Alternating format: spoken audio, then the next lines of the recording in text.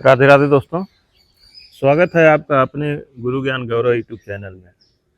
जैसा कि आप जानते हैं, मैं जंगलों, पहाड़ों, गुफाओं और कंदराओं में रहने वाले संत महात्मा का खोज किया करता हूं, उनका दर्शन किया करता हूं, उनसे सत्संग लिया करता हूं और उनकी वीडियो बनाकर आप लोगों तक पहुंचाता रहता हूं। दोस्तों, इस समय हम लोग उत्तर प्रदेश के भदोही जिला में गोपीगंज में हैं और यहाँ गंगा जी के किनारे आप देख सकते हैं, ये माँ गंगा प्रवाहित हो रही है यहाँ से। एकदम गंगा जी के तट पर ही ये है, एक कुटी है। इस कुटी का नाम है कल्प वृक्ष कुटी आश्रम। बहुत ही दिव्य सिद्ध संत यहाँ पे पहले भी हुए हैं और इस समय भी एक ऐसे संत हैं जो हमेशा नाम जप ही किया करते हैं। तो आइए दोस्तों, अंदर और बहुत सारी अद्भुत चीज़ें हैं। अद्भुत यहाँ पे वृक्ष हैं जिनकी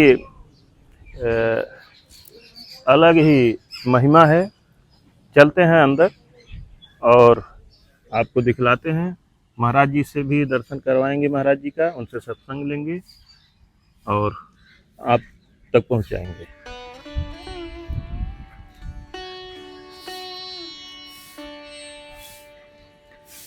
देखें, यहाँ पे लिखा है, आश्रम परिसर में किसी भी स्थान पर फोटो खींचना सख्त मना है।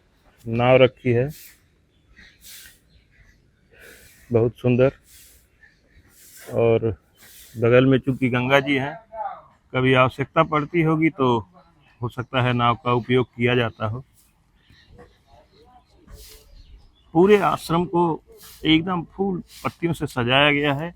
कृपया फूल पत्ती ना तोड़ें। आप देखें, यहाँ पे लिखा है, बोल बम शुभ मंगलम। आप कल्प वृक्ष कुटी आश्रम में हैं, शांति बनाए रखें। यहाँ से जूता चप्पल निकाल कर के ही लोग अंदर जाते हैं। दोस्तों देखें, यहाँ पे बहुत अच्छी बात लिखी है, कलयुग में मन का सबसे बड़ा इलाज नाम जप है। और महाराज जी हमेशा नाम जप ही किया करते हैं। पहले चलेंगे, महाराज जी का दर्शन करेंगे।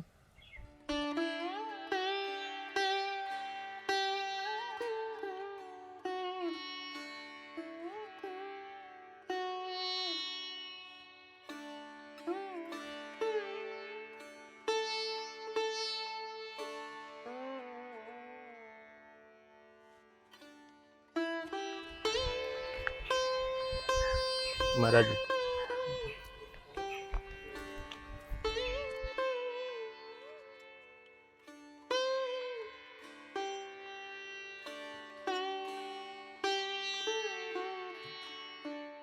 दोस्तों हम लोग महाराज जी के साधना स्थल में आ गए हैं और आप यहाँ देख सकते हैं, यह गुरु जी का चरण पादुका यहाँ पे रखा गया है। और ऊपर आप देख सकते हैं गुरु जी की प्रतिमा स्थापित है। गुरु जी यहाँ पे साक्षात विराजमान है और ऊपर देखें भोलेनाथ विराजमान है। दोस्तों देखें, यहाँ भी नीचे गुरु जी की प्रतिमा स्थापित है। गुरु जी, कहा जाता है कि गुरु कहीं जाते नहीं हैं, यह गुरु जी की गद्दी है। गुरु जी इस पे आज भी आसीन है। जो हम लोग रास्ते में आते हुए देखे हैं, एक वर्ड अंदर आश्रम में लिखा हुआ था कि कलयुग में नाम जप सबसे बड़ा इलाज है। मनुष्य जीवन का सबसे बड़ा उद्देश्य होता है मोक्ष प्राप्त करना। जी। हम माँ के उदर में होते हैं तो यही प्रार्थना भी भगवान से करते हैं कि हमें बाहर निकाला जाए, हम आपके सिवा किसी को याद ही नहीं करेंगे। जी। लेकिन मनुष्य जब बाहर आता है, 6वें दिन के बाद वो भूल जाता है, धीरे धीरे विस्मृत होने लगता है। जी। तो वहाँ उनको सिखाया जाता है माता पिता भाई बंधु समाज। तो फिर ये जो मन है, ये जन्म जन्मांतर हजारों करोड़ों जन्म हुए होंगे, वहां से लगा हुआ है, तो उसकी वृत्ति हो गई है। जी। तो जैसे किसी व्यक्ति को रोग लग जाए, सुखवा रोग, एक सूखा रोग होता है, तो उसका इलाज है मिश्री। जी लेकिन जिसे सूखा रोग लगा है उसे मिश्री खिलाओगे तो मिश्री की प्रकृति है मीठा आना, जी लेकिन उस समय वो बहुत कड़वा मतलब आता है। नीम की पत्ती से भी कड़वा होता है तो रोगी खाता नहीं। जी और इलाज ही वही है, जी इलाज ही वही है, मिश्री खाएंगे तब ये वो छूटेगा। तो इसी तरह नाम जप जो है वो जो जन्म जन्मांतर से हमें रोग लगा है मन को, उसका वो इलाज है नाम जप। लेकिन महाराज जी, बार बार मेरे मन में ये आ रहा है कि क्या मन रोगी होता है? हाँ, मन रोगी होता है, मन माया के वशीभूत में होता है, रोगी होता है। उसके साथ साथ उसकी सेना है, काम है, क्रोध है, लोभ है, मोह है, इत्यादि सब है उसके साथ। ये मन की सेनाएं हैं। हमें मन की सेना है जी जी। तो मन जैसे ही आपको क्रोध आया जी तो आप किसी पर वज्र पड़े। जी अब मन को खुराक मिल गया क्रोध को, जी काम आया तो उसकी व्यवस्था में लग गए, उसको खुराक मिल गया। जी लोभ और मोह तो इत्यादि आदमी को व्याप्त है, जी उससे अलग है नहीं।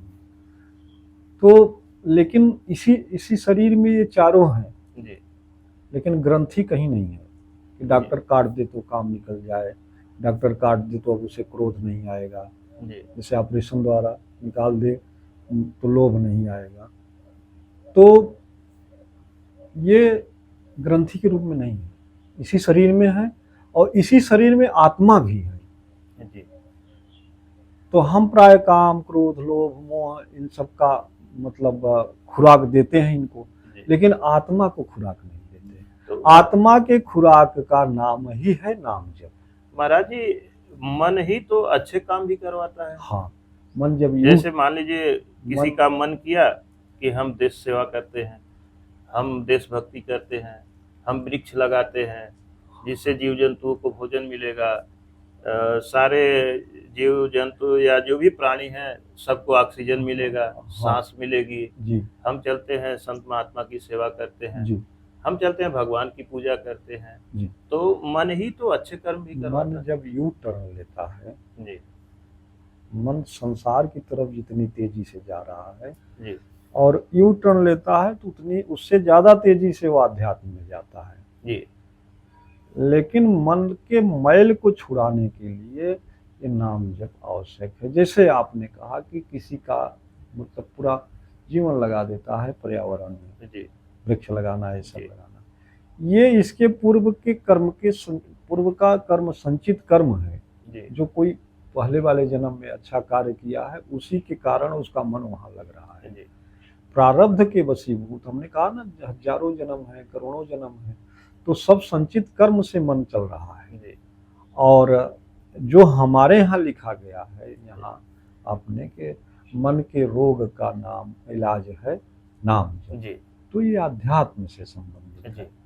तो अध्यात्म क्या कहता है कि जब अध्यात्म ऊंचाई पर निकलता है तो इन सब बातों को, जो मैंने आप देश सेवा और राष्ट्र सेवा और ये सब कहा, तो इससे परे होने लगता है। जी तो वो बातें हैं, और मन ही कराता है अच्छा और मन ही कराता है बुरा।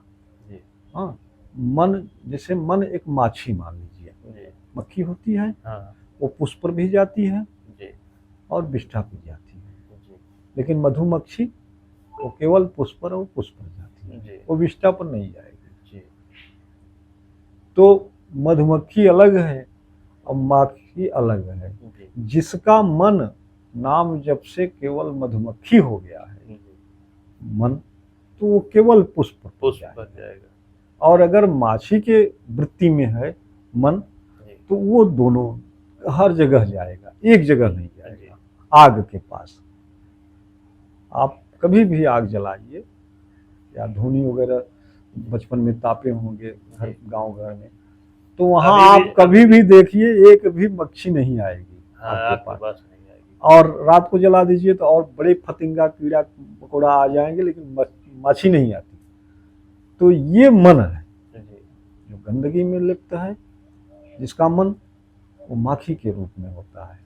जो गुरु पा गया, संत पा गया, उसकी किसी पुस्तक का प्रभाव पड़ गया, वो तब फिर मधुमक्खी हो गई। जी जो शहद बनाएगा और उसको तो स्वयं काम में आएगा और लोगों को भी काम में आता है, औषधि बन जाता है।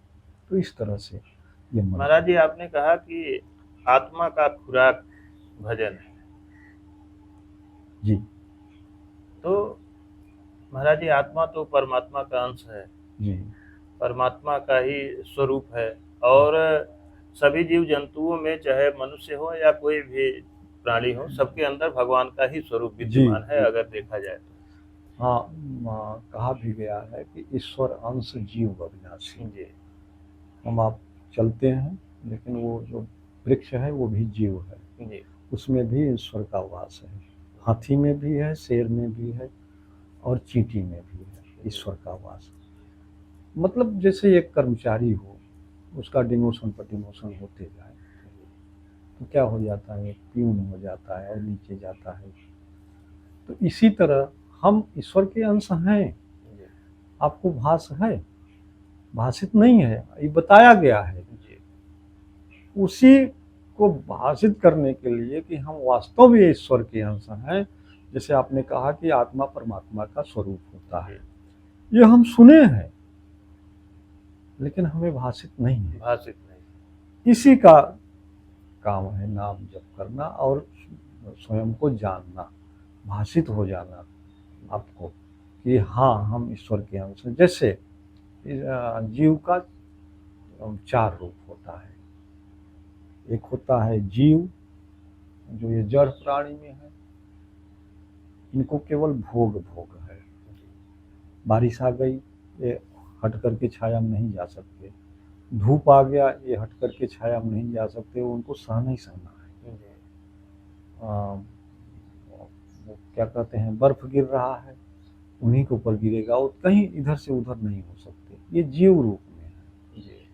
अगर ये सब सह करके फिर मनुष्य योनि में आए तो क्या कहलाएंगे, ये जीव आत्मा। हम आप जीव आत्मा में हैं, तो जीव आत्मा में है तो हमें कर्म करने का अधिकार मिला है।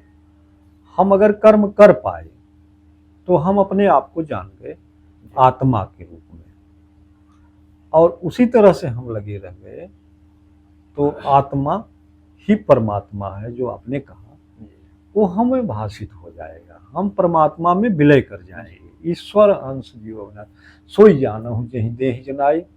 तुलसीदास लिखते हैं रामायण में, सोई जानहु जहि देहि जनाई, जानत तुम्हि हो जाए। हम जानते ही उस परमात्मा के स्वरूप हो जाएंगे, और तब हम मतलब जीव नहीं बोलेगा, तब हमारे ही शरीर से वो आत्मा वो परमात्मा बोलेगा। जैसे भगवान कृष्ण कहते हैं कि मैं सब कुछ हूँ। हाँ, मैंने पहले हे अर्जुन, अब मैं तुझे वो बताने जा रहा हूँ जो सर्वप्रथम मैंने सूर्य को बताया, सूर्य ने इक्ष्वाकु को बताया, इक्ष्वाकु ने मनु को बताया। इस तरह से वो परंपरा चलती रही, बीच में लुप्त हो गई। अब फिर से मैं तुम्हें बताने जा रहा हूँ। अर्जुन पूछ सकता था कि हे केशव, आप हमसे 10-5 बरस जेठ होंगे या लंबा होंगे, बड़े होंगे या छोटे होंगे। तो मान लीजिए सूर्य को तो आज भी बता सकते हैं, लेकिन मनु और इक्ष्वाकु तो गुजरे जमाने के हैं, तो आपके बताने पर उन्हें बताया गया, ये कैसे संभव है? नहीं, वह जो परमात्मा है उस समय किसी भी स्वरूप से सूर्य को बताया, वही परमात्मा भगवान कृष्ण के मुख से बोल रहा है ये अर्जुन को। ये मतलब अध्यात्म कहता है कि जब संत प्रकृति से परे होता है तो वहाँ परमात्मा बोलता है।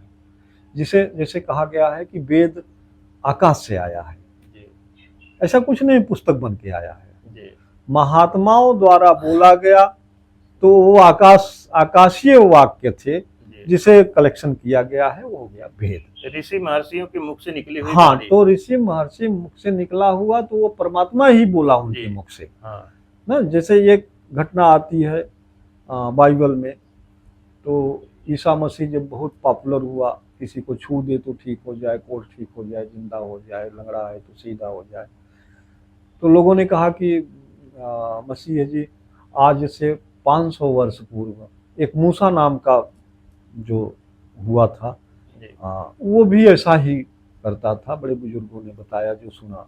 जी तो वो टपाक बोल पड़ा कि मूसा भी मैं ही था।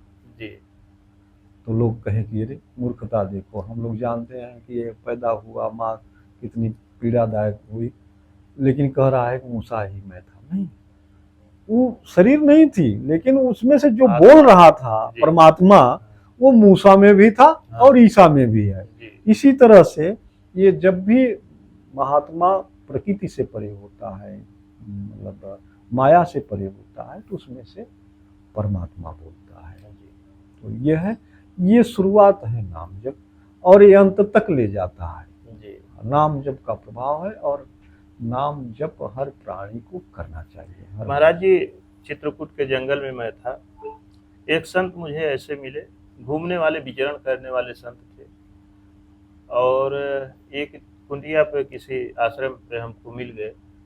हमने उनसे आग्रह किया कि महाराज जी,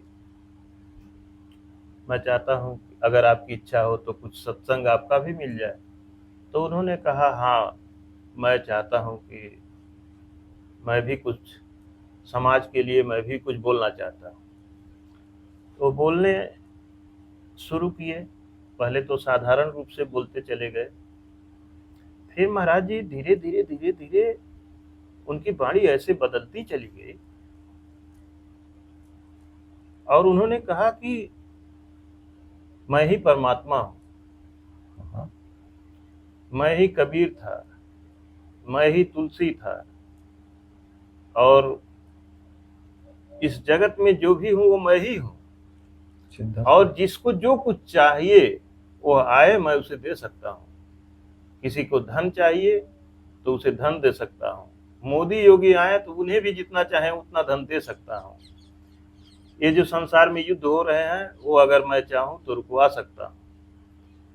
तो महाराज जी, मुझे तो ऐसा महसूस हुआ कि ये जो वाणी निकल रही है, इस समय परमात्मा की ही वाणी निकल रही है। लेकिन अब अज्ञानी, जिनको ज्ञान नहीं है, वो तो नहीं इस बात को समझेंगे। जी, वो तो उन्हें एक शरीर मान रहे हैं बस यही कि ये अंतर। बाबा, किसी ने कमेंट किया बाबा दारू पिया होगा, किसी ने कहा बाबा गांजा पिया होगा, किसी ने कहा कि बाबा झूठ बोल रहा है, लेकिन बहुत से अच्छे लोगों ने कहा कि बाबा जो बोल रहे हैं एकदम सत्य बोल रहे हैं। और हमें भी यह महसूस हुआ कि उनके मुख से जो वाणी निकल रही थी वो सत्य ही निकल रही थी। अच्छा, बहुत से लोग महाराज जी झोला लेकर के उनके पीछे धन खोजने भी घूमने लगे, जबकि उन्होंने बताया, मैंने पूछा महाराज जी आप मिलेंगे कहाँ? तो बोले, मेरा कोई ठिकाना नहीं है, मुझे सच्चे मन से आप जहाँ याद करेंगे मैं वहां मिल जाऊंगा। तो बहुत लोग जो धन के लोभी थे, उन्हें धन के लिए ढूंढने लगे, मुझे भी फोन करने लगे कि बाबा का पता बताइए। हमने कहा बाबा का पता हम कहाँ बता सकते हैं, कहाँ मिलेंगे। तो आप एकदम सत्य कह रहे हैं प्रभु जी कि वही परमात्मा सबके अंदर वास कर रहे हैं। जो कृष्ण भगवान ने कहा, वह जो उस दिन वो महात्मा जी बोले, एकदम वह वाणी सटीक बैठ रही है। क्या है ना, महात्मा जब संत सब चीजों से परे हो जाए जी उनके मन में किसी भी प्रकार का चाह नहीं होती जी तब वहाँ परमात्मा का वास होता है। जिससे कहा गया है कि भगवान का स्थान है हृदय देश। जी हर साधक के हृदय में भगवान, यूँ तो हर जीव के हृदय में भगवान है, लेकिन जी साधना अवस्था में ये प्रतीत होता है कि भगवान है। तो जैसे आपके हृदय में कोई वासना है, कोई चाह है, तो हृदय तो एक ही है ना जी। तो उस कुर्सी पर तो किसी को बैठाए हैं, तब भगवान कहाँ रहेगा? जी भाई आपको हम एक कुर्सी दे दें और उसी पर दूसरे को बैठाए, कैसे हो सकता है? तो जिसका हृदय खाली होता है, जो कोई चाह नहीं रखता, वहाँ भगवान का वास होता है। तो वो बोलता है, जी उसी हृदय से बोलता है। मुख एक शरीर का लगता है, लेकिन आवाज़ उसकी रहती है। तो उस आवाज़ में और जब जैसे मैं बोल रहा हूँ उसमें डिपेंड होता है, अंतर होता है। तो वो महसूस तो सामने वाले को हो जाता है कि हाँ ये दूसरी आवाज़ है। महाराज जी, आपसे सत्संग करने में मुझे बड़ा आनंद आ रहा है, और वीडियो बहुत लंबी हो जाएगी अगर उस आनंद में हम डूब गए। तो हम चाहते हैं कि एक हमारा भी सीमित दायरा है उसके अंदर ही हम रहना चाहते हैं। तो महाराज जी, कम समय में हम यहाँ के बारे में, इस स्थान के बारे में भी अपने दर्शकों को बताना चाहते हैं। और यह कुटी कब से यहाँ पे है, थोड़ा यहाँ के बारे में आप। या इसके बारे में तो नहीं बताया जा सकता कि कब से है जी। लेकिन एक कथा आता है, समीक ऋषि थे। कहते हैं दक्ष प्रजापति की पत्नी, मतलब जो लड़की, मतलब भगवान शिव की पत्नी, जिसे सती कहा जाता है, गौरा भी उन्हें कहा जी। जाता है। तो दक्ष का यज्ञशाला यही 96 क्षेत्र है उस पार, अच्छा। और वहीं पे उन्होंने अपने शरीर को जब त्यागा है जी। तो भगवान ने वीरभद्र को भेजा है। वीरभद्र के नाम से बिरोही नाम का एक ग्राम भी है यहाँ जी। पे। तो उस समय भगवान शिव यहाँ स्थान पर समीप ऋषि के आश्रम में रहे हैं। यहाँ इस स्थान पे ये स्थान पे है। जी। तो बगल में जो भोलेनाथ का मंदिर हाँ, है, उसी से संबंधित है। जी दोस्तों, बगल में एक भोलेनाथ का मंदिर है और प्रभु भोलेनाथ का शिवलिंग जो है कुएं में स्थापित है, बहुत गहराई में। तो उसी संबंधित बात है। तो जब भगवान यहाँ उनके ऋषि आश्रम में थे, उधर गए भी नहीं, उधर पीठ करके ही बैठे रह गए।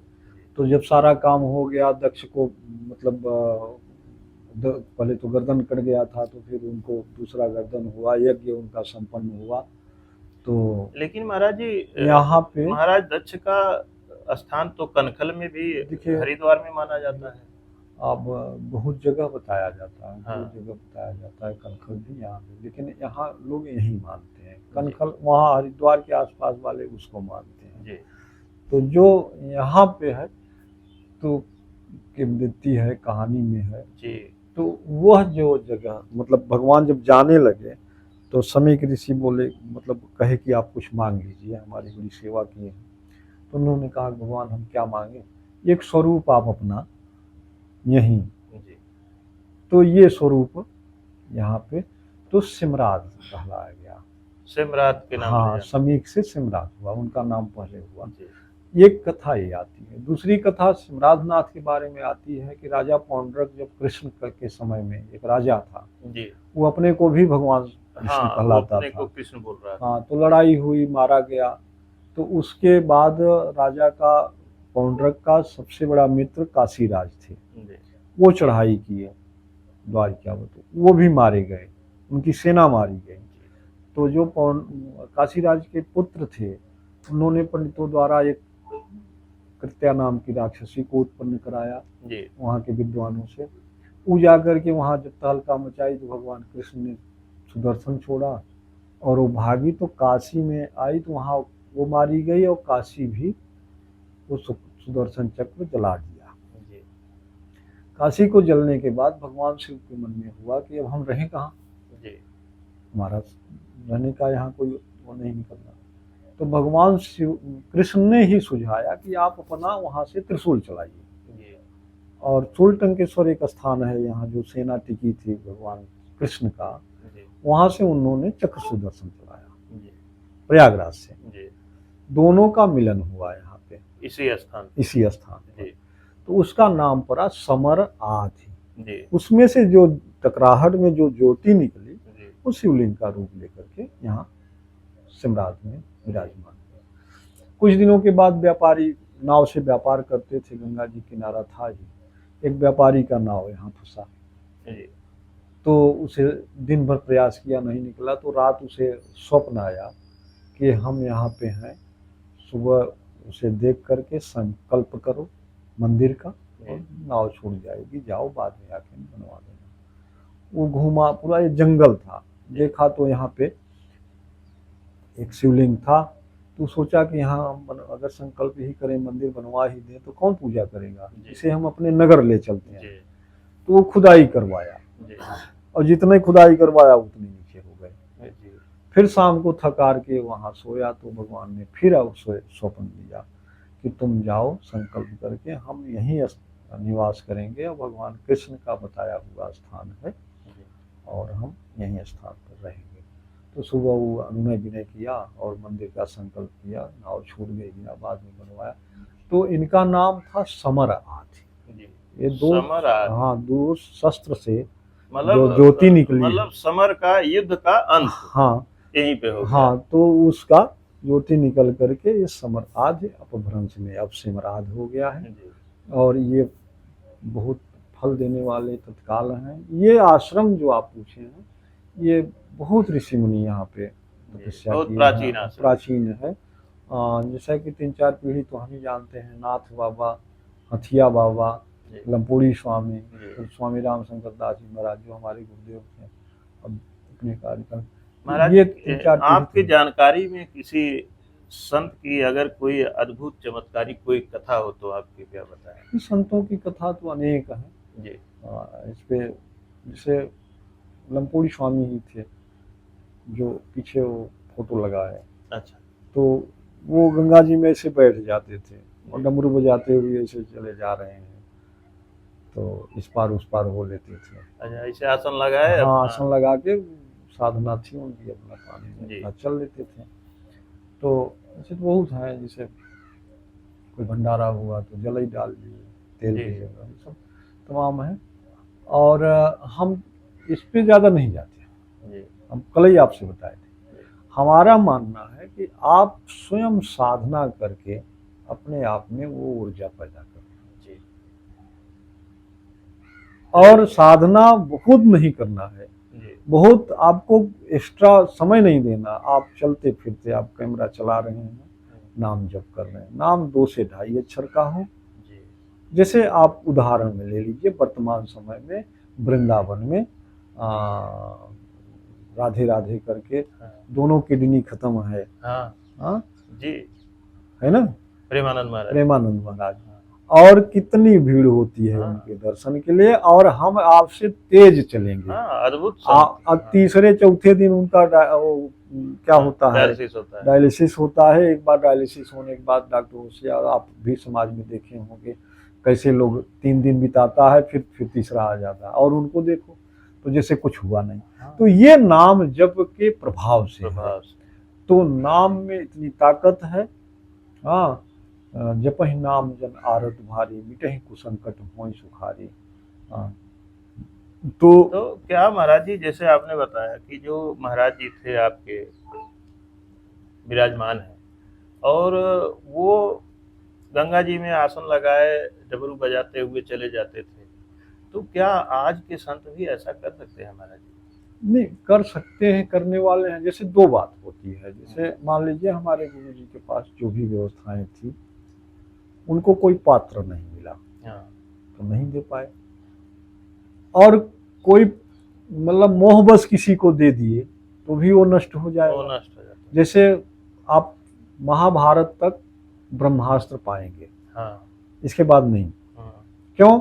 द्रोणाचार्य ने मोहबस अपने पुत्र को दे दिया, हाँ जो ब्रह्मास्त्र वहीं समाप्त हो गया, हाँ, और अर्जुन सीधे लेके चले गए, किसी को दिए नहीं। हाँ, ये पाते हैं ना, हाँ, नहीं दूसरा कोई नहीं। दूसरा उसके बाद कोई नहीं पाया। इसके पहले ब्रह्मास्त्र का एक लाइन था कि परशुराम भी जानते थे, तो मेघनाथ, लक्ष्मण, राम, उधर रावण, मतलब एक लाइन से लगा था कि जो बड़े महान योद्धाएं थे सबके पास ब्रह्मास्त्र हुआ करता था। जी तो ये जो साधना है, साधना क्रम में जब भी किसी मोहबस किसी शिष्य या किसी को दे दिया गया तो वहां नष्ट हो जाएगा, वो पात्र नहीं है।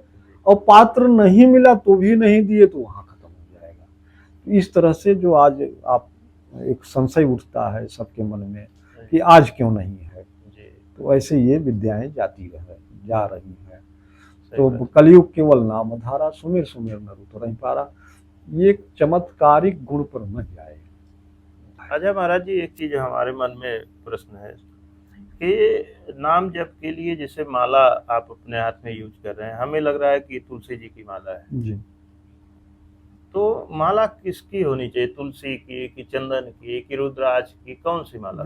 माला अभ्यास के लिए है और याद कराता है। सिर्फ ये एक साधन है, हाँ, एक साधन बिना है। माला के भी जाप किया आप जा सकता है। अभ्यास हो जाएगा तो बिना माला का भी करेंगे। जैसे हम आपसे बतिया रहे हैं तो माला चलाएंगे, नहीं बतिया रहे हैं तो हम ऐसे ही कर रहे हैं। तो एक ये साधन है अभ्यास का। हाँ, तुलसी माला वर्जित है जो महिलाओं को जो अहिवात हैं, मतलब विधवा नहीं हुई हैं। जो विधवा हैं वो तो कर सकती हैं तुलसी से, लेकिन जो अहिवात हैं, जिनका पति हैं, वो तुलसी माला न पहने और ना उससे जाप करें। तो वो जो महिलाएं हैं तो वो किस माला से जाप करें? वो रुद्राक्ष से कर सकती हैं, वैजयंती से कर सकती हैं, कमल गट्टा से कर सकती हैं। माला तो बहुत आता है, चंदन का किसी भी माला से चंदन का माला आता है, उससे भी कर सकती हैं। उनको केवल तुलसी वर्जित है जी। हाँ। तो ठीक है महाराज जी, बहुत बहुत धन्यवाद आपको। अब चलते हैं थोड़ा सा हाँ, बाहर। अपने आप से हाँ, बहुत सुंदर दृश्य है कुटिया का, थोड़ा वो भी दिखलाते हैं। भगवान शिव का भी ले लीजिएगा जाकर के जी। अंदर, हाँ वहाँ अंदर से। दोस्तों देखिए, ये महाराज जी वंशी बट नाम दिए हुए हैं, और ये वृक्ष एक ही वृक्ष है, और इसकी डालियां एक सीमित दायरे में जा करके वहीं पे सारी डालियां रुक गई हैं, वहां से फिर टहनियां निकली हुई हैं। ये देखें, ये अद्भुत वृक्ष है। इसकी डालियां अगर उतना गई है तो उससे और आगे जा सकती थी, बाहर भी आ सकती थी, लेकिन ऐसा नहीं हुआ। सिर्फ इस उस परिसर को जितने में यह बना हुआ है गोलाकार, उतना ही कवर करके पूरी डालियां ऐसे नीचे आ गई हैं, देखिए चारों तरफ से। और अभी दोस्तों हम अंदर चल के आपको जब दिखलाएंगे तो आप पाएंगे कि एक भी डाली अंदर की तरफ नहीं गई है, और न तो कोई सपोर्ट है। देखिए चारों तरफ से इसी तरह से आपको दिखाई देगा।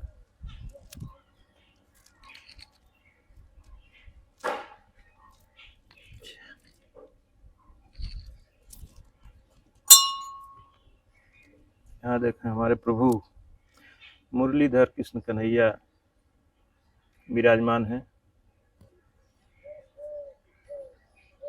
अब आप दोस्तों अंदर से भी देखें, ये जो डालियां हैं देखें, इतनी मोटी मोटी डालियां, और एक सीमित दायरे में जाकर के वहीं पे रुक गई हैं, वहीं से फिर जैसे ऐंठ करके वापस हो गई हैं, आप देखें।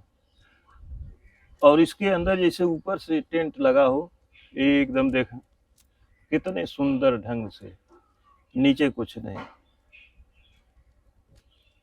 आप देख सकते हैं जैसे भगवान के लिए झूला बनाया गया हो, इस पे प्रभु जी बैठ करके झूला झूलते हो, इस आकार में अपने आप देखें, यहाँ से डाली निकली हुई है, ऐसे जा करके फिर ऊपर निकल गई है। और दोस्तों यहाँ देखें एक ज्योति जल रही है, माँ वैष्णो की ज्योति जल रही है। 2-3 ज्योति यहाँ पे जल रही है, उस साइड में दिखाइए, इधर देखें, एक ज्योति वहाँ है, 2 ज्योति यहाँ पे जल रही है। और माँ वैष्णो देवी की अंदर 3 पिंडियाँ भी विराजमान हैं, आप देख सकते हैं। और यह ज्योति 30 सालों से लगातार अनवरत यहाँ पे जल रही है। तो बड़ा सुंदर दोस्तों लगा। अब चलते हैं हम पीछे की तरफ, वहाँ आपको दिखलाएंगे। वहाँ सिंदूर का वृक्ष है, वहाँ पे कल्प वृक्ष है, रुद्राक्ष का वृक्ष है, और तमाम अद्भुत वृक्ष वहाँ पे हैं। आइए हम आपको दिखाते हैं। यह जो आप देख रहे हैं दोस्तों, ये सिंदूर का वृक्ष है। इसमें से फूल निकलता है, फल निकलता है, उसके बाद यहाँ से सिंदूर निकलता है। देखें यहाँ पे फल लग रहा है, आप देख सकते हैं।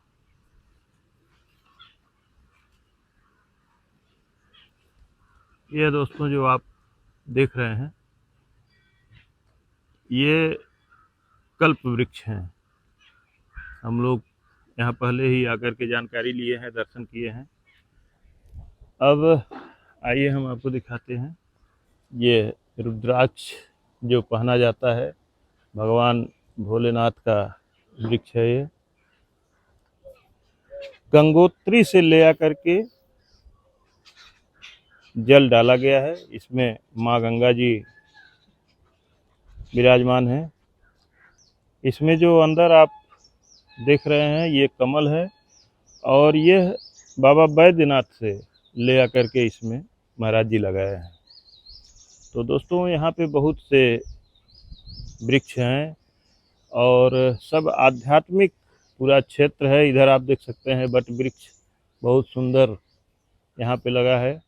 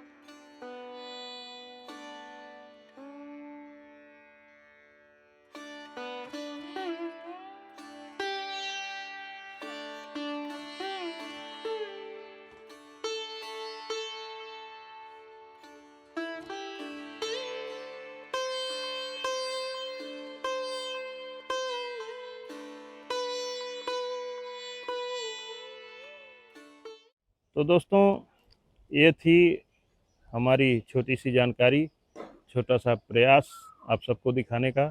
इसी के साथ वीडियो समाप्त करते हैं। मिलते हैं और संत के चरणों में।